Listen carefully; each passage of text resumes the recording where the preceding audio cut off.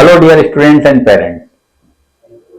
इस ओलंपियाड के बारे में जानकारी की इस सीरीज में एक बार फिर आपका स्वागत है। इससे पहले हम आपको इस सामने एक वीडियो ला चुके हैं जिसमें हमने IOQM के बारे में बात करी थी, जो इंटरनेशनल मैथमेटिक्स ओलंपियाड की तरफ लेकर जाता है। आज हम बात करने जा रहे हैं इंटरनेशनल साइंस ओलंपियाड के बारे में। तो इंटरनेशनल साइंस ओलंपियाड जो है इंटरनेशनली रिकॉग्नाइज्ड ओलंपियाड हैं, कॉम्पिटिशन है जिसमें भाग लेना और जिसमें इंटरनेशनल लेवल पर मेडल जीतना अपने आप में एक बहुत बड़ा अचीवमेंट माना जाता है। दुनिया के कई देश इन ओलंपियाड में पार्टिसिपेट करते हैं, जिनमें से हमारा देश भारत भी एक है।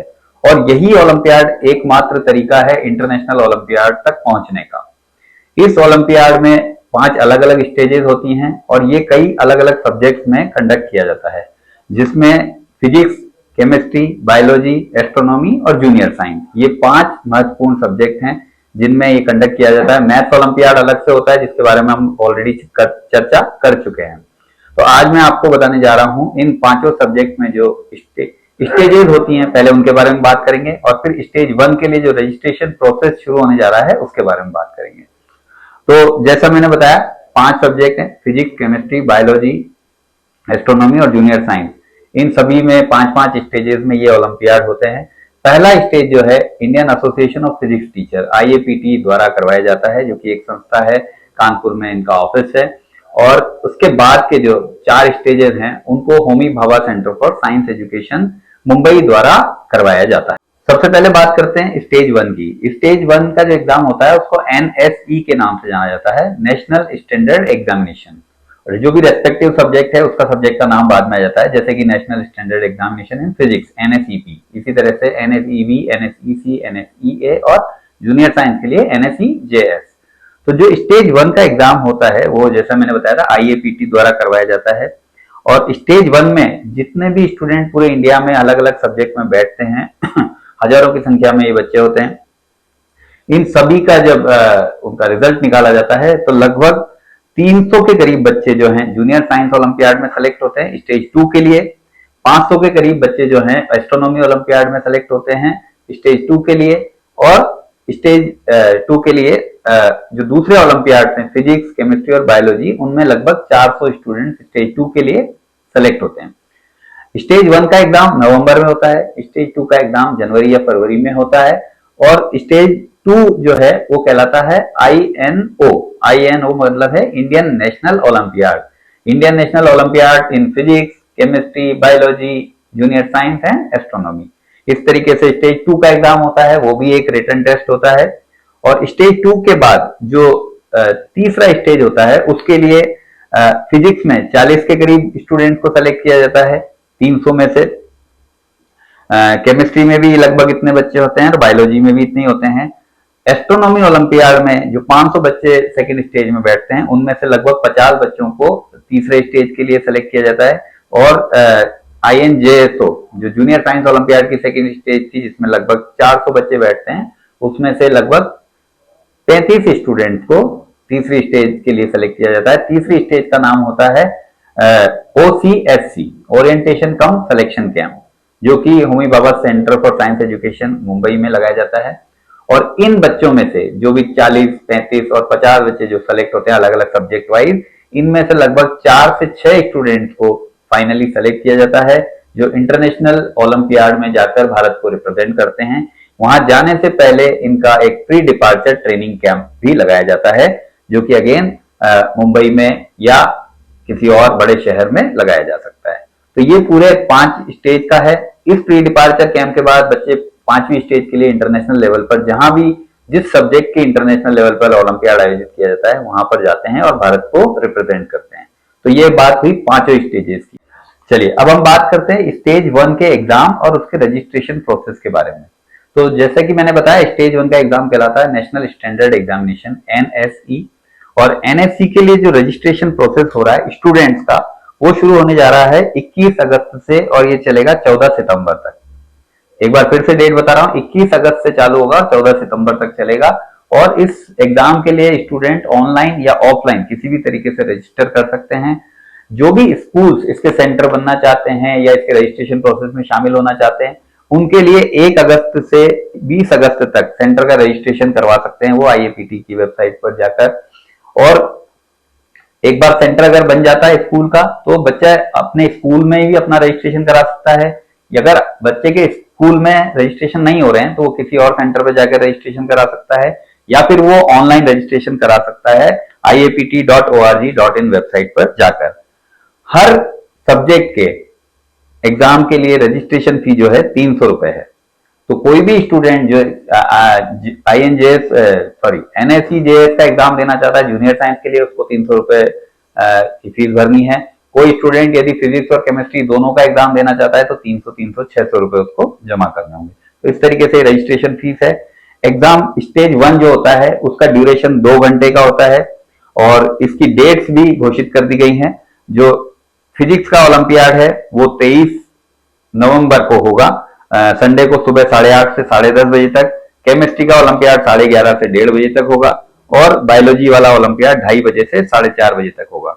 इसी समय पर 2:30 से 4:30 में ही जो जूनियर साइंस ओलंपियाड है उसका स्टेज 1 भी करवाया जाएगा।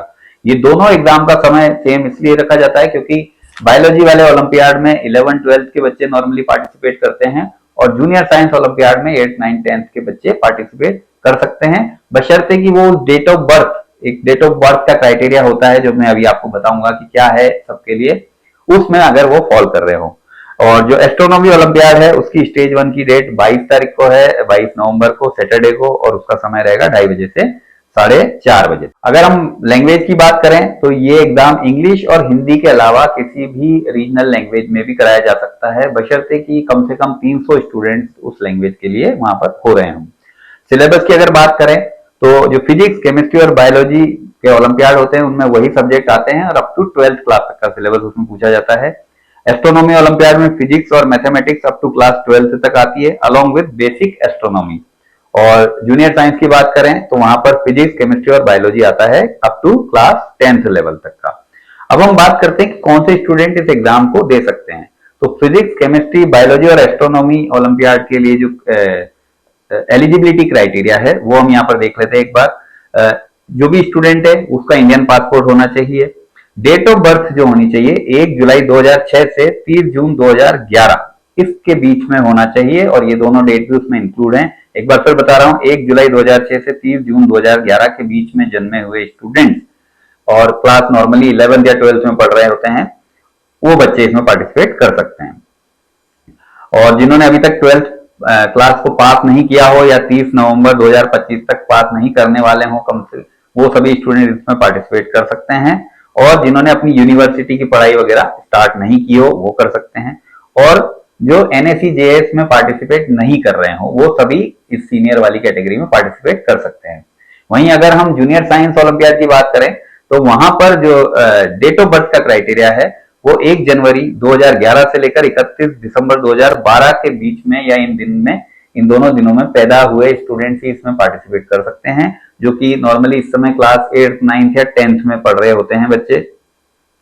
और ये स्टूडेंट जो सीनियर कैटेगरीज हैं उसमें ये पार्टिसिपेट नहीं कर रहे होने चाहिए, यानी कि वो फिजिक्स, केमिस्ट्री, बायोलॉजी या एस्ट्रोनॉमी ओलंपियाड में अपेयर नहीं हो रहे हो, वो स्टूडेंट इस एग्जाम को दे सकते हैं।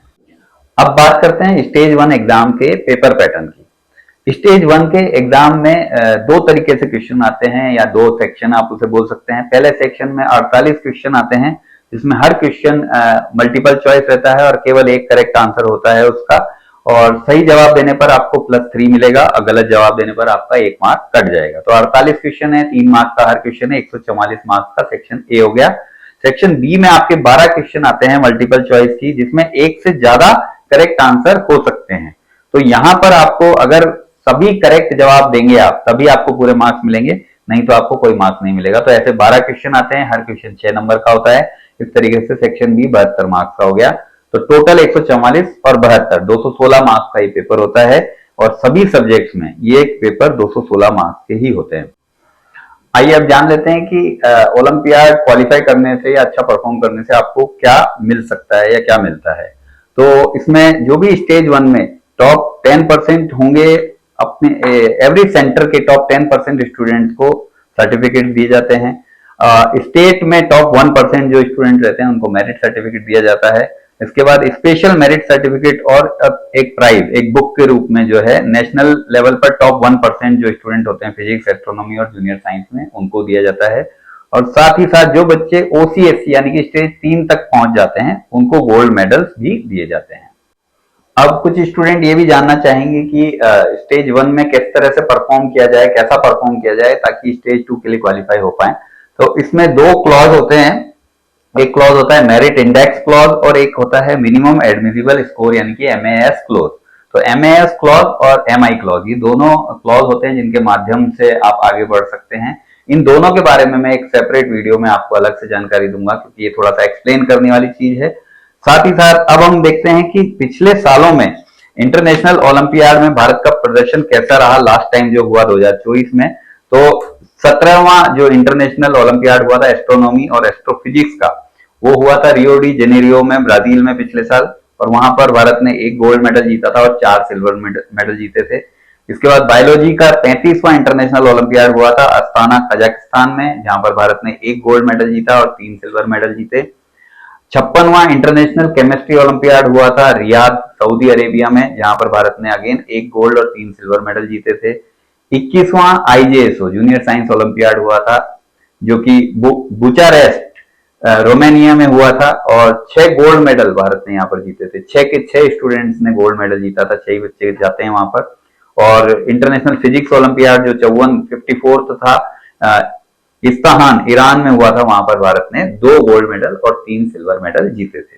तो ये पूरी जानकारी आपको साइंस ओलंपियाड के बारे में दी गई थी। और अगर आप 8th 9th 10th में पढ़ रहे हैं तो इंटरनेशनल जूनियर साइंस ओलंपियाड की स्टेज 1 NSEJS आपके लिए बहुत महत्वपूर्ण एग्जाम है। और सभी सिंसियर बच्चों को जो आगे चलकर साइंस में अपना करियर बनाना चाह रहे हैं या बहुत ही टैलेंटेड मेहनती बच्चे हैं, उन सभी बच्चों को जो NSEJS का एग्जाम है उसको जरूर देना चाहिए। रजिस्ट्रेशन की पूरी जानकारी मैं पहले वीडियो में दे चुका हूं। अगर आप 11th 12th में हैं और आप जेई या नीट की तैयारी भी साथ में कर रहे हैं तो आपको इंटरनेशनल फिजिक्स, केमिस्ट्री, बायोलॉजी या एस्ट्रोनॉमी ओलंपियाड की जरूर तैयारी करनी चाहिए और स्टेज 1 का एग्जाम जरूर देना चाहिए। ज्यादातर ये भी देखा गया है कि इन ओलंपियाड के जो विनर्स रहते हैं, जो अच्छे परफॉर्मर्स रहते हैं, वही आगे चलकर जेई या नीट जैसी परीक्षाओं में भी टॉप रैंक्स लेकर आते हैं। तो आगे इसी तरीके की बहुत सारी जानकारी लेकर हम अलग अलग वीडियोस के माध्यम से आते रहेंगे। और जैसा कि मैंने बताया एमआई और एमएएस के ऊपर एक सेपरेट वीडियो में आपको जानकारी दूंगा। और इसी तरीके की अलग अलग जानकारी के लिए आप हमारे साथ जुड़े रहिए और हमारे इस चैनल को सब्सक्राइब कर लीजिए और बेल आइकन जरूर दबा दीजिएगा ताकि आपको आने वाले सभी वीडियोस की जानकारी समय पर मिलती रहे। All the best, thank you.